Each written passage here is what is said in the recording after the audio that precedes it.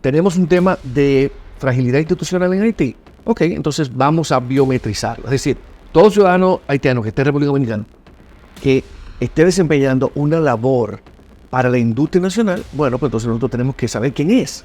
Se llama Juan Pérez, se llama José Pérez, y lo biometrizamos. Que ha sido mi propuesta.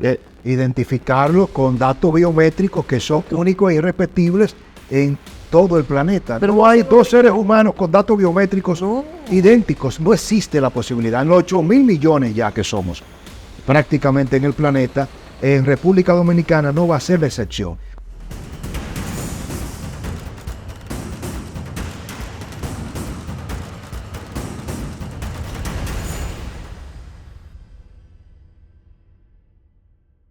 Bienvenidos al Demócrata y a Más Allá de la Curva con su amigo Francisco Tavares. Entrevistas y conversaciones que se disfrutan, sobre todo cuando se trata de amigos, de personas que uno sigue y que admira.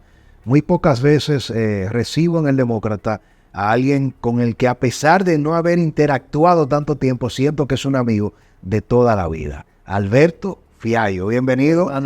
Amigo y hermano al Demócrata. Yo para venir. Pero no me entiendo. ¿Tú sabes quién es el culpable de eso?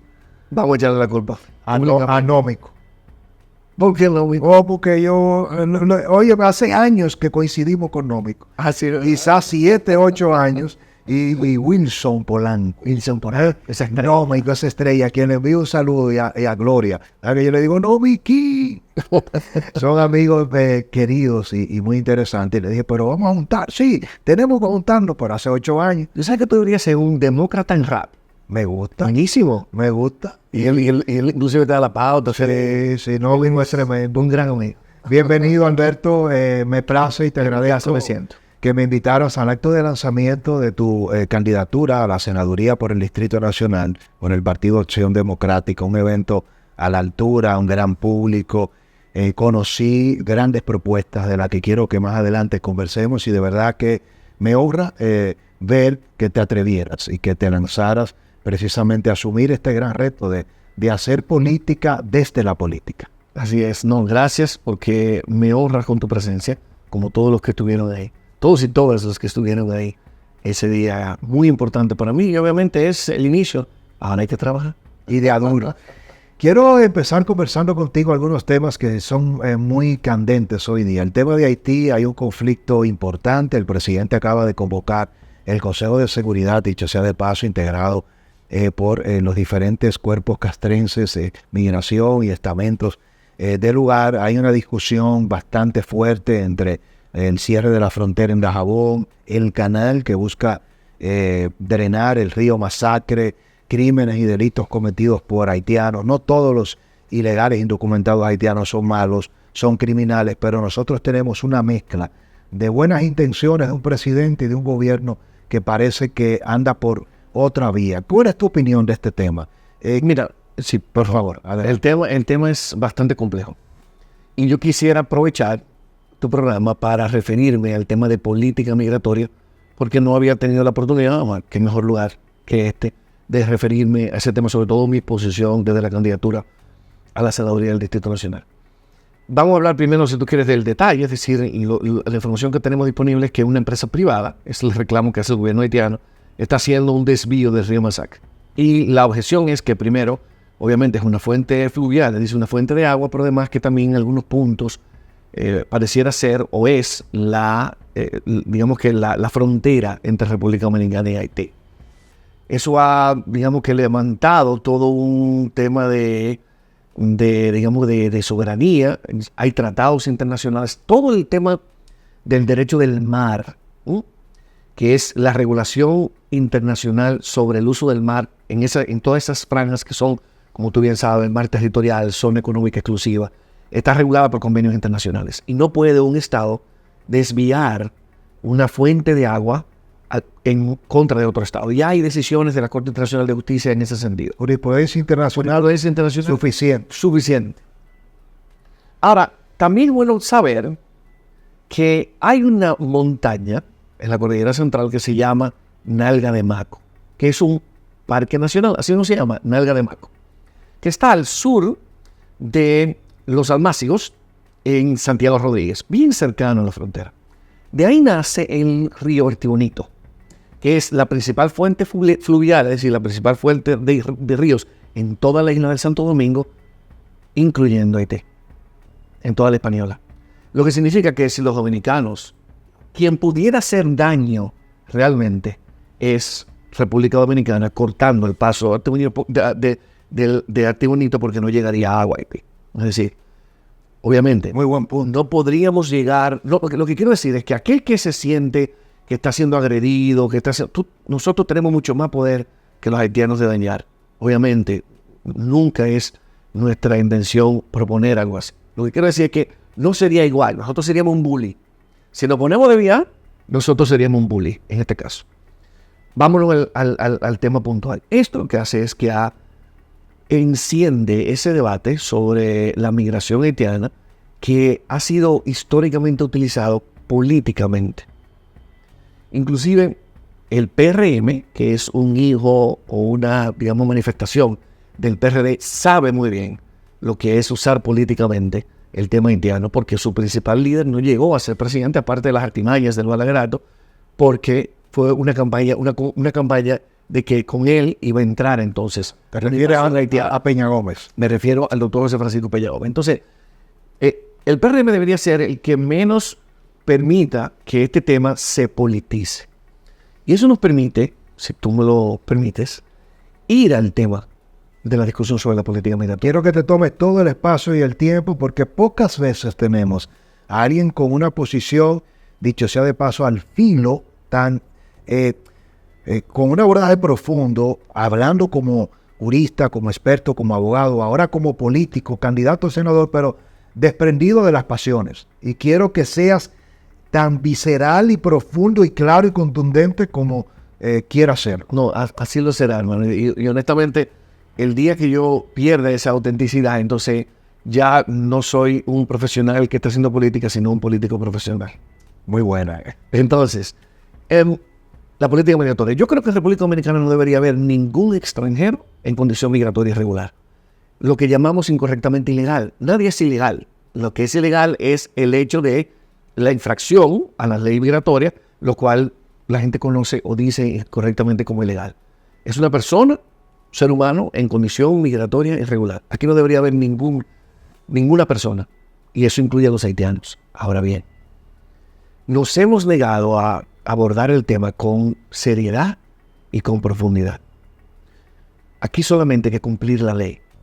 Cumplir la ley no es cumplir la ley y respetar los derechos humanos, porque cumpliendo la ley respetamos los derechos humanos. Eso está implícito. Entonces, ¿a qué me refiero? Tenemos que ponernos de acuerdo, tenemos que saber, primero, para tomar una decisión informada. No queremos ningún extranjero en República Dominicana, no hay ningún problema. Eso es una expresión de la soberanía. Ahora, lo que no podemos es seguir diciendo que no queremos migración haitiana cuando dependemos en una buena parte de esa migración haitiana, nuestro aparato productivo.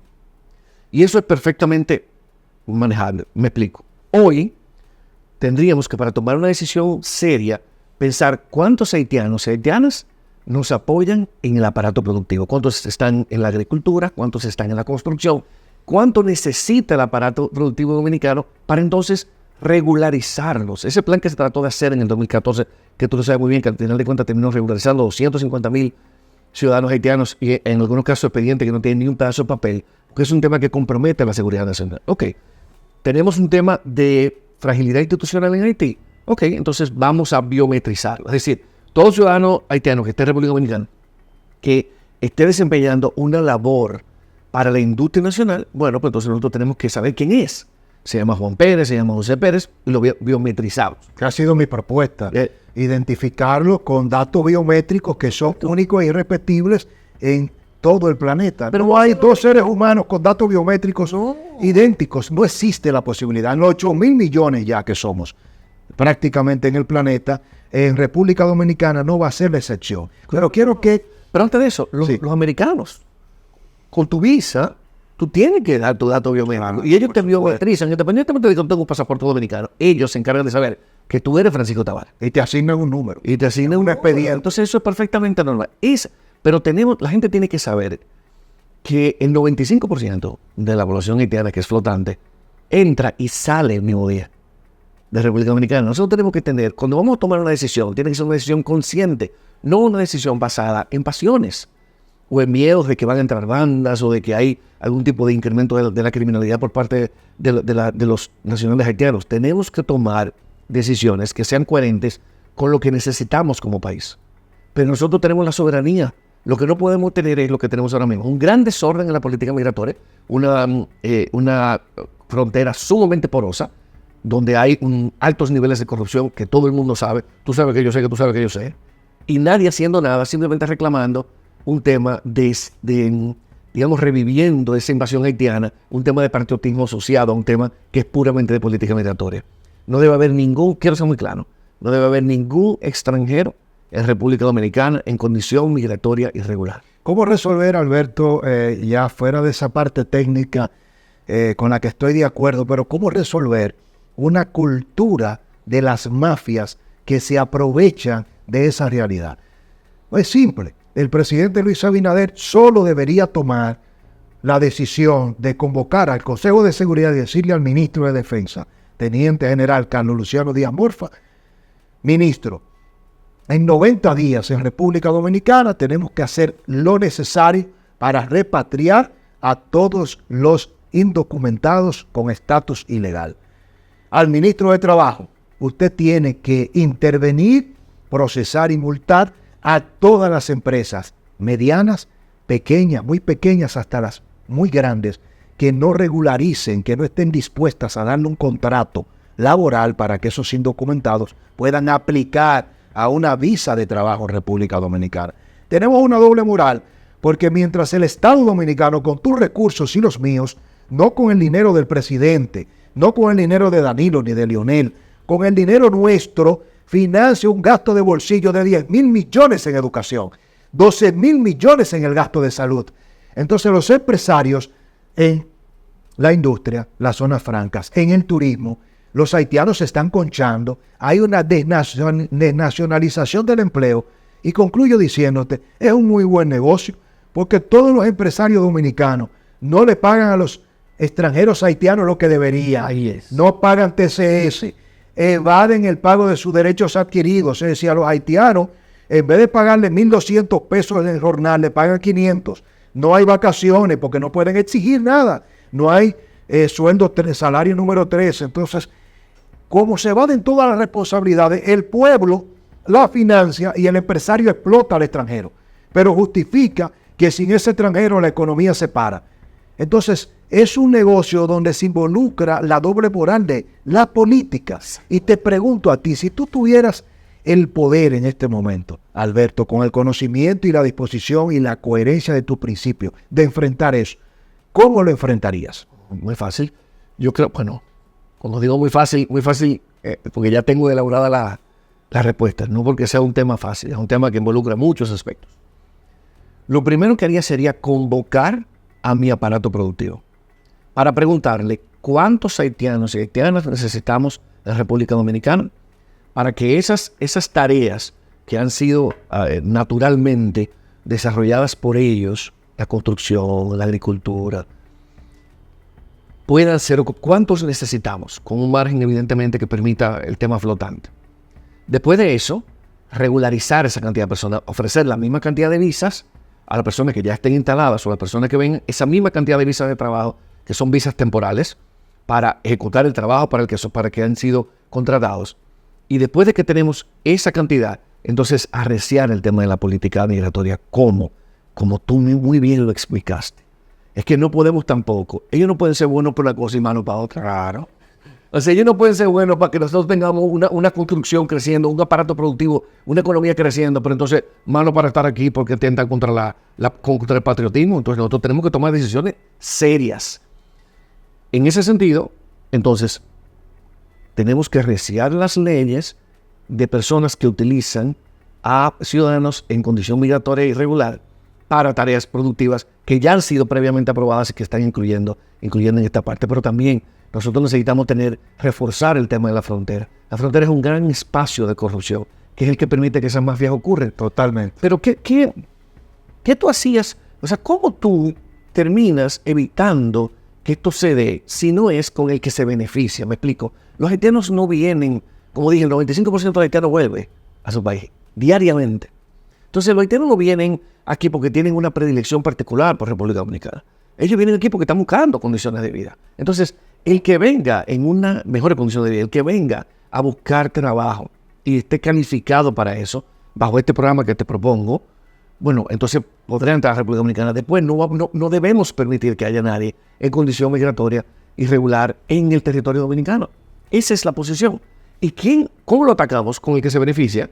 Entonces tendremos que castigar al que, como tú dices, utiliza esa mano de obra barata, la explota, no le paga, incluyendo el tema del sobreuso, es decir, de las horas extras, la cantidad de tiempo que le dedican, que no son evidentemente las que prevé el Código de Trabajo. Yo creo que esos serían los pasos. Primero, porque yo no voy a afilar cuchillo para mi garganta. ¿Tú crees que es inteligente que ahora mismo nosotros comencemos a deportar? Obviamente, además de que es importante, muy importante decir, con respeto a los derechos humanos. Eso que pasó con esa señora que tenía ese niño cargado, eso no somos nosotros, Francisco. Es una aberración. Pero que eso no somos nosotros. Eso no es República Dominicana. Sí. Entonces, tomando eso en consideración, el presidente, nosotros como Estado tenemos la facultad y la soberanía de sacar a todos y todo extranjero que esté en territorio. Sin pedirle permiso a nadie. Sin pedirle permiso. No hay que pedir. Ahora, no afile cuchillo por tu propia garganta. Primero determina cuántos necesitamos. Y después de ahí no tiene que haber nadie en condición migratoria regular. Qué interesante. Quiero de verdad dejar sobre la mesa este tema para retomarlo más adelante. Muchos aspectos con el tema medioambiental. Hablaba de Nalga de Maco, pero hay que hablar del Guaconejo, de todos los parques nacionales, de la tala, tumba y quema que se está llevando a cabo en el mundo agrario. Los dueños de las tierras, los terratenientes, los dueños de las fincas, los productores, que son empresarios agrícolas, son dominicanos, y son los autores intelectuales de los ecocidios más impensables. Es decir, estamos destruyendo nuestro ecosistema, pero para beneficio de dominicanos utilizando haitianos. Hay muchas cosas que analizar, tanto desde el punto de vista de la seguridad, de la defensa, del conflicto, pero quiero preservar el resto del tiempo para que hablemos de tus demás propuestas. Cuando asistí al lanzamiento de tu candidatura a la senaduría por Acción Democrática en el Distrito Nacional, escuché cosas increíbles en materia impositiva, en términos de la formalidad del empleo. Quiero que me puedas enumerar las principales propuestas y explicarlas para que la audiencia conecte y sepa que sí hay opción y que Alberto Fiallo de repente se convierte en una de las mejores para llegar al Congreso Nacional. Gracias, hermano. Ciertamente, yo tengo, te hago una anécdota. Yo fui donde Minú, cuando comenzamos a conversar sobre la posibilidad de esta candidatura, y yo le dije, Minú, ya estoy preparado, tengo 20 propuestas. ¡Wow! Y Minú me dice, a nivel de comunicación política tenemos que resumirlas, sobre todo para que tú puedas tener tiempo cada vez que vas a un programa o puedes tener un espacio de compartirlas y desarrollarlas. Entonces, lo dejamos en 4. Yo sé que las reglas de comunicación política dicen que idealmente hubiera sido 3, pero tú vas a entender por qué la 4 no podría quedarse fuera. Adelante. Y todas están entrelazadas. ¿Sabes? Yo tengo además de que cuando fui servidor público, fui consultor jurídico de la Dirección General de Impuestos Internos, y tengo, digamos, que el tema de los impuestos en mi práctica, pero además como una de mis temas que me apasionan. Entonces, por eso, esas 4 propuestas están sustentadas en unas modificaciones al sistema tributario. Lo vamos a ver uno por uno. Primero planteo una ley de emergencia alimentaria. Los supermercados se han convertido en la casa del terror. El aumento de los precios estoy hablando de los alimentos de la canasta básica, inclusive, afectados primero por el hecho de que el quintil más bajo, es decir, ese 20% de la población dominicana más pobre, gana la mitad de lo que vale su canasta básica. Eso ha venido a ser muchísimo más, digamos que acentuado por el hecho de los altos niveles inflacionarios que hemos estado viendo. Entonces, esto a nivel mundial, esto hace que estemos en una verdadera emergencia alimentaria. La propuesta es que podamos reducir a la mitad. Oye bien, mi querido Francisco, para que no vayan a decir que Hito sal de ese cuerpo, como yo he visto algunos mensajes en las redes. Mi propuesta es reducir a la mitad los impuestos que cobramos a los combustibles. Reducir a la mitad. A la mitad. Una medida temporal inmediata que va a permitir primero que los alimentos lleguen más barato a los puestos en donde la gente lo compra, pero además también para que tenga, al pagar menos pasaje, va a tener mayor poder adquisitivo para acceder a esos alimentos. Es una medida temporal. ¿Cómo hacerlo viable desde el punto de vista de ese alto componente de los impuestos que van a la deuda externa? Es que nosotros nos hemos negado históricamente, desde el 1992, que fue la primera reforma estructural a nivel impositivo, nos hemos negado a hacer un pacto fiscal, como lo sugiere la Ley de Estrategia Nacional de Desarrollo. Porque la diferencia entre una reforma, que es lo que estaba pasando ahora mismo, todos estos años, que es prácticamente para poner parches, o para subir tasa, o para incluir nuevos impuestos. Reforma tributaria, nunca reforma verdadera. Son verdaderos fiscales. No son reformas, correcto. Y qué bueno que tú dices eso para poder explicar la diferencia. Lo que han sido es tradicionalmente verdaderos paquetazos. Y te digo que yo pude participar en esa última reforma del 2012. Yo tenía algunos 3 o 4 meses ejerciendo como consultor jurídico y pude ver cómo desde los mismos estamentos de poder se dan una serie de dinámicas que terminan haciendo contrarreformas. Entonces, por eso tú vas a encontrar muchos economistas, especialistas en economía de la imposición, que te dicen que lo que hemos tenido es contrarreforma. O que cuando hemos aprobado una reforma que tenía una línea, digamos que argumentativa, política, bueno, al final de cuentas, el hecho de que no se implementaran algunos, lo que hacía finalmente era una contrarreforma. Pero volviendo al tema nuestro, la idea es, la diferencia entre una reforma fiscal y una reforma tributaria es que la reforma tributaria solamente se encarga de los impuestos. Nuevos impuestos, más tasa, o sea, mayor porcentaje de tasa. Mientras que una reforma fiscal trata 3 aspectos, que son los 3 aspectos más importantes. No solamente el tema de los impuestos, sino también el tema del endeudamiento y el tema del gasto. Es la propuesta del Pacto Fiscal en la Ley de Estrategia Nacional de Desarrollo. Dice, vamos a sentarnos y vamos a decir, Fran, ¿cuánto vale la República Dominicana que queremos? Y esa es la República Dominicana que vamos a tener en el 2030.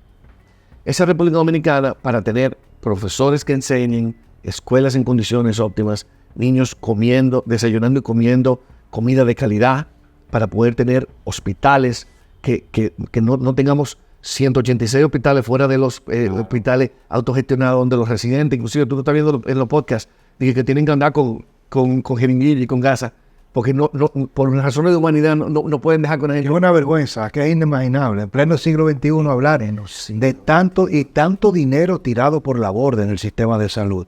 Y el retorno de la calidad en el servicio es inexistente. La mejor prueba de ello es que el día que veamos a los hijos de los flamantes servidores públicos y funcionarios yendo a buscar asistencia en un hospital público, es decir, qué falta de criterio y de ética que un ministro de salud nunca vaya él mismo a atenderse a los hospitales que su propio gobierno le confiere la responsabilidad de dirigir. Incluso los hijos y los propios ministros del sistema de salud se van fuera del país porque ni siquiera confían en el sistema local. Eso es algo que de verdad es vergonzoso. Completamente vergonzoso. Y son aspectos que son tan básicos, como tú bien dices, Francisco, son tan básicos que el Estado debería encargarse de eso. Entonces, bajo esa dinámica, se sientan las fuerzas vivas, que es una expresión eminentemente francesa, que son, digamos, que todos los actores principales del mundo político y económico y social.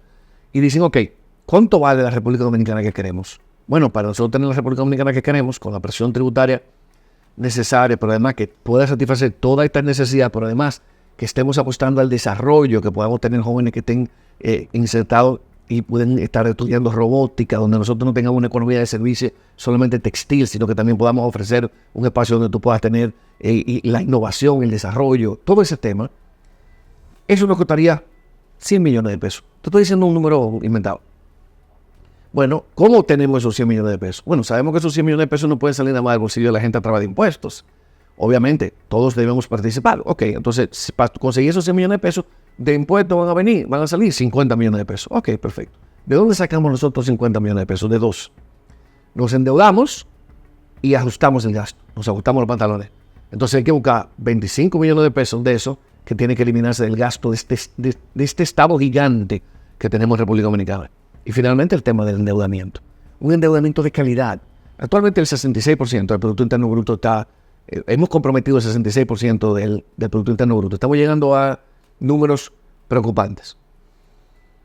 Cuando nos vamos a endeudar, ¿para qué nos endeudamos? Y yo creo que José Horacio hacía ese comentario en una entrevista contigo, así es, donde decía cuál es la calidad ¿Para qué nos estamos ¿Y endeudando? por qué no había votado por ningún préstamo hasta que no se garantizara la calidad de la inversión del dinero prestado? Así es. Y es correcta la Eso posición. con la comparto completamente compartida. Y para que entiendan toda tu audiencia, lo importante aquí es, por ejemplo, no es lo mismo endeudarse para comprar una jipeta, que se va a devaluar, para comprar vinos, para servirlos en el palacio, que endeudarse para formar a un profesor, a un maestro.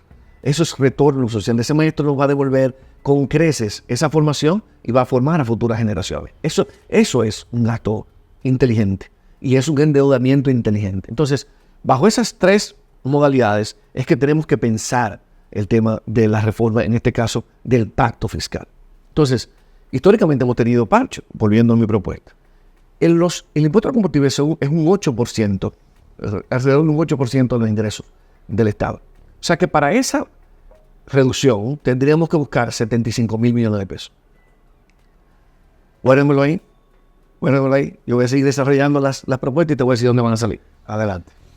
Segunda propuesta. Yo propongo asignarle un 2% del Producto Interno Bruto a la seguridad ciudadana. Esos son 2.200 millones de dólares, algunos 120 mil millones de pesos. Ya son 195 mil. Con los 75.000. Guárdamelo ahí, claro, guárdamelo ahí. La idea es tener barrios más iluminados, mejores y más entrenados, personal de policía, más jueces, más fiscales, pero sobre todo un sistema penal orientado a la segunda oportunidad, Francisco. Esa oportunidad que ese muchacho, esa muchacha no tuvo, cualquier persona, no tuvo en el barrio, que no le dio el Estado, que no le dio su entorno, que pueda tenerla. Que lo impulsó la pobreza, la exclusión, la falta de A oportunidad. la vulnerabilidad, correcto. El déficit social, porque aquí nunca se ha hablado de los grandes problemas estructurales que tiene una República Dominicana, donde estudiar, trabajar, y no quiero que se malinterprete esto, pero hay que decir las verdades bien dichas, y la única forma de decir la verdad es diciéndola. Nosotros tenemos un problema gravísimo, porque los muchachos que están en los barrios están viendo a mamá, a papá y a sus abuelos muriéndose porque no tienen para comer. Eso es correcto. Y después que tú veas a tu viejo, a tu vieja, como le decimos los dominicanos, que trabajó 40 años en una empresa privada, en el sector público, y que ni siquiera tiene para la pastilla de la presión, ¿quién carajo le va a decir a ese muchachito de 15, 16 años que su motivación y su inspiración es ese viejo, que está viendo que se está muriendo como un bagazo? Y que, ¿cuál es la conclusión, Alberto? ¿Tú sabes cuál es? Estudiar, trabajar y ser serio en el sistema dominicano no renta. Y por eso le dicen a los viejos, no, yo te voy a salvar. Yo voy a vender droga, yo voy a traficar, yo voy a atracar. Sí. Y cuando el ser humano está postrado, frustrado y abandonado por ese estado que tanto le ha mentido, es duro, pero hay que decirlo. Para sobrevivir, la mayoría de nuestros viejos y padres y madres en los barrios le aceptan el dinero del crimen a sus hijos y a sus nietos. ¿Tú sabes por qué? Porque no tiene sobrevivencia. Correcto. Entonces no podemos combatir el crimen cuando es como la fiebre no está en la sábana. Queremos corregir la delincuencia. Vamos a eliminar la desigualdad. Vamos a generar empleo. A transformar el sistema educativo para que estudiar sea un negocio. Pero para eso hay que pagar mejor. Porque hay una clase empresarial que, yo me río, declara miles y cientos de miles de ganancias, pero nunca hay dinero para pagar salario digno.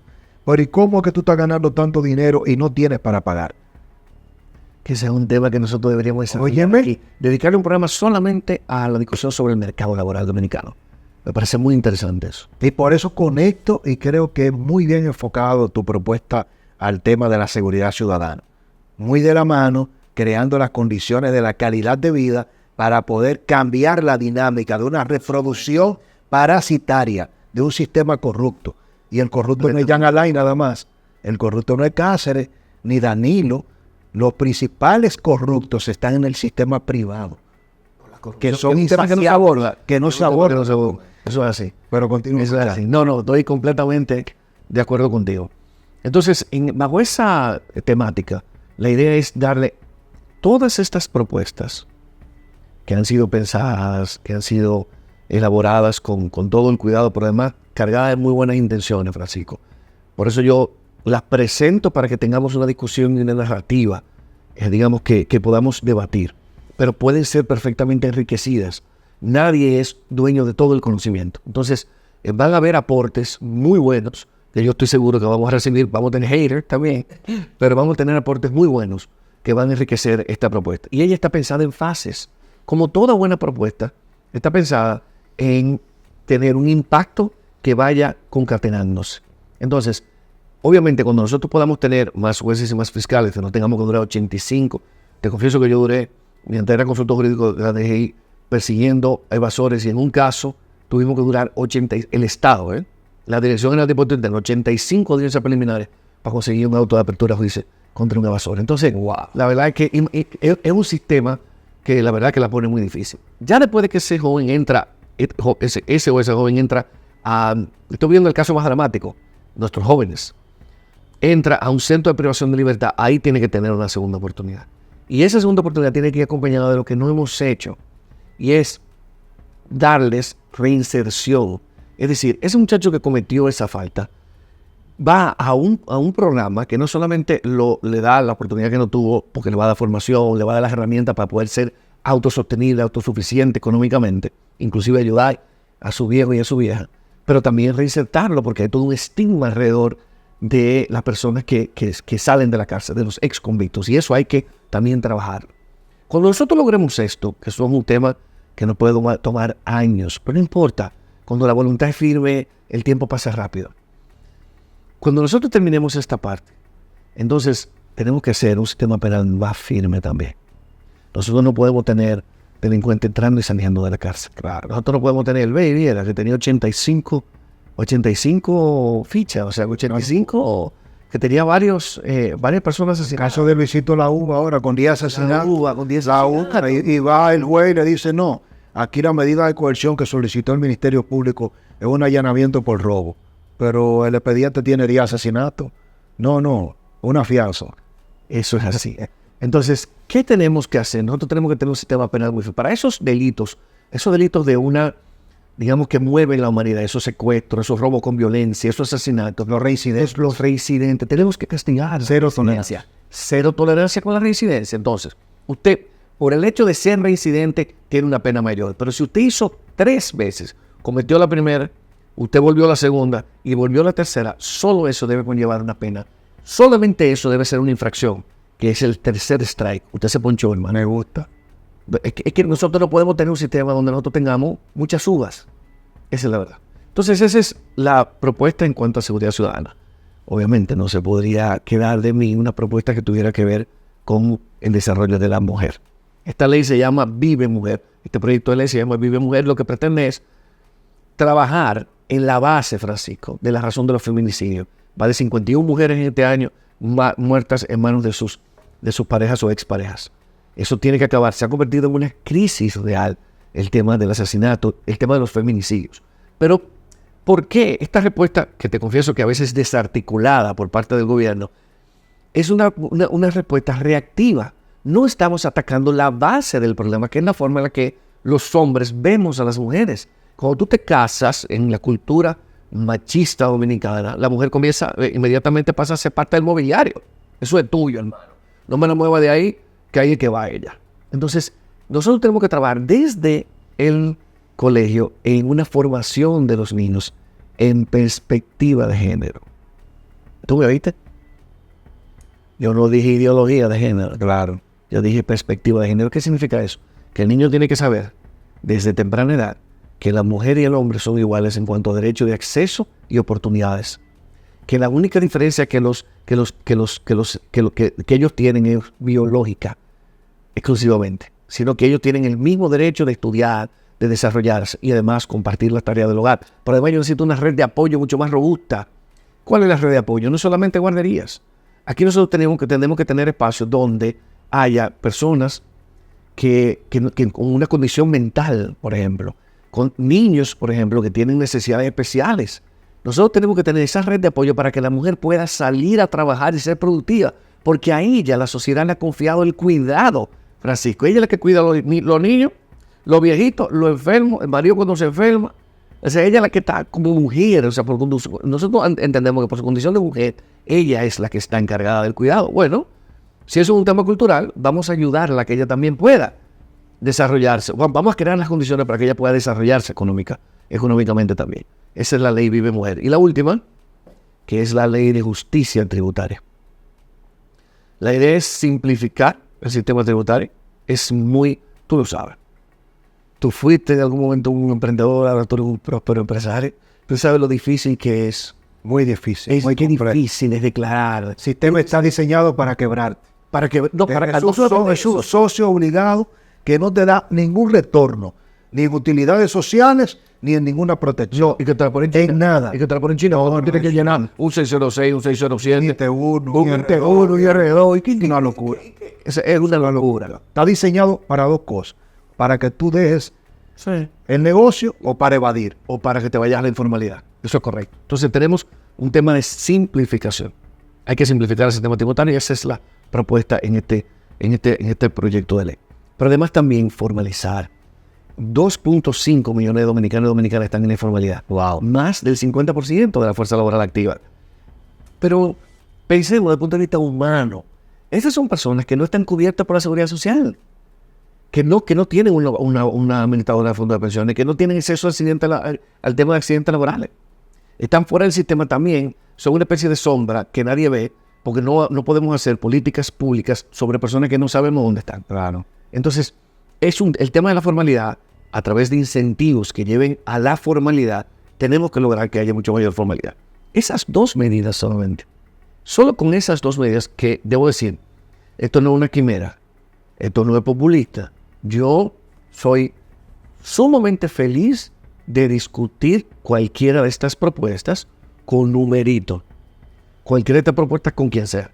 Economista, abogado. Pero no, o sea, para que la enfrentemos, para que la Estás dispuesto a generar un debate de esta propuesta. De hecho, Que es algo a lo que la mayoría de los políticos hoy día le tienen mucho miedo a debatir. No sé por qué será. Pero yo no tengo a propósito de Leonel Fernández, que es el dueño de la conceptualización, y no logro entender cómo alguien que conceptualiza y profundiza tanto, Alberto, y a toda nuestra exquisita audiencia, como Leonel Fernández se rodea de tantos estultos, si tantas personas ignorantes. Entonces, como un genio, a menos que no es un genio del mal, entonces tiene tanta gente que no piensa y que se va al pragmatismo. Son de las contradicciones que tenemos en República Dominicana. Alberto, tenemos que dejar material para otro programa. Me faltó una parte. Están esperando en 2 minutos. Claro que sí. Vamos arriba. Claro que sí. Valoro mucho al presidente Fernández y estoy seguro de que él podrá. No, yo lo valoro también. Lo que no quiero que no sea más una posibilidad República Dominicana. No, nosotros tenemos que... Leonel sería brillante para que sea un gran secretario general de la OEA, para que piense global. En lo local, Leonel no tiene nada que aportar. Pero continúa, por favor.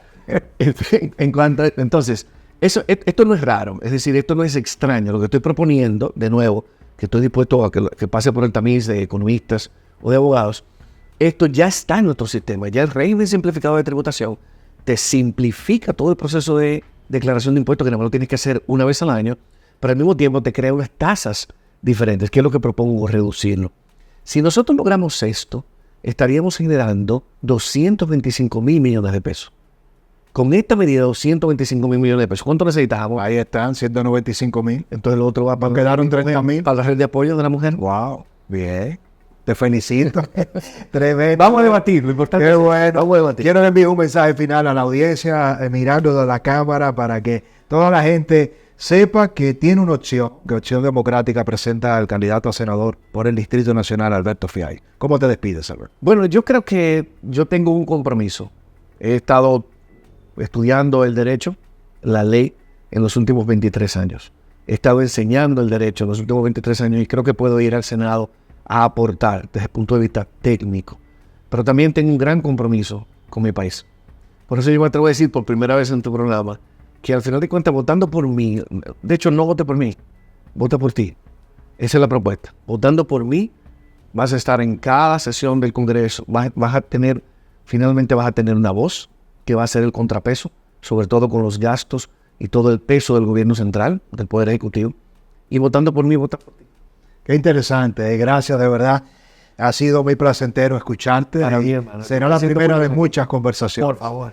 A todos ustedes, gracias por conectar con nosotros. Déjeme su comentario. Recuerde que el compromiso en el Demócrata siempre es una conversación de doble vía. ¿Qué piensa de las propuestas de Alberto Fiallo? Sus posiciones el pragmatismo con la profundidad, el conocimiento de un joven profesional que se lanza a la política, y allí está ahora la responsabilidad de todos nosotros.